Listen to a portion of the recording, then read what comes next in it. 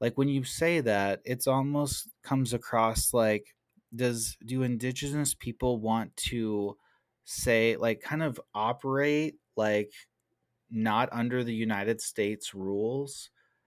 And I get why they would not want to, because they, from their perspective, they'd be like, well, this is our land, you've stolen it from us, we don't want to have to go by your rules.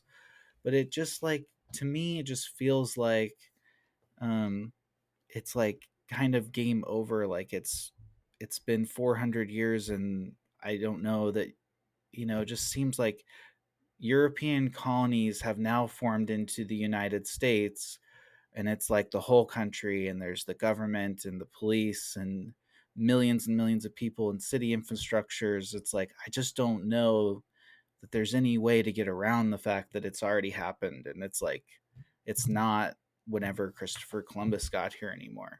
So it just feels like there is a border now. Like, that's the reality. I don't like it. I wish there wasn't. But what can we, that's the way it is, right? Or is that not the wrong, is that not how you would see it? I mean, the way I see it is the border is what creates the problem.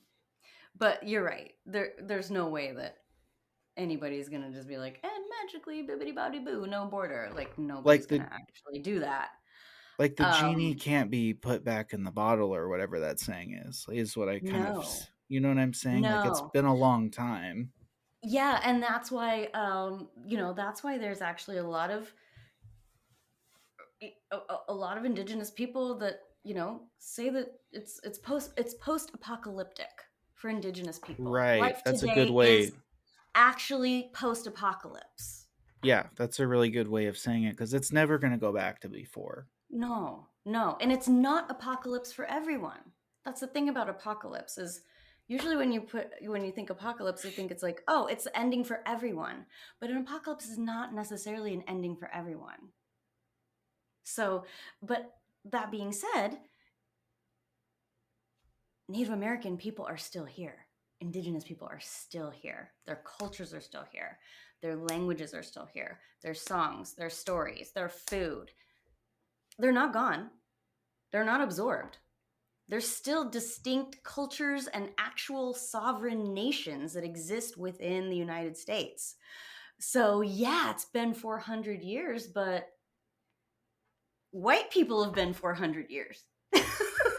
Right. White people are just the latest chapter in a Okay. big book. So, Well, and I don't want to speak for all indigenous people, but if I were going to take shift a perspective just for me, yeah. that's how I would be like, no, I mean, yeah, it's been 400 years. That's just for you. It's just been 400 years. But for indigenous people, that history and that reference point goes back much farther.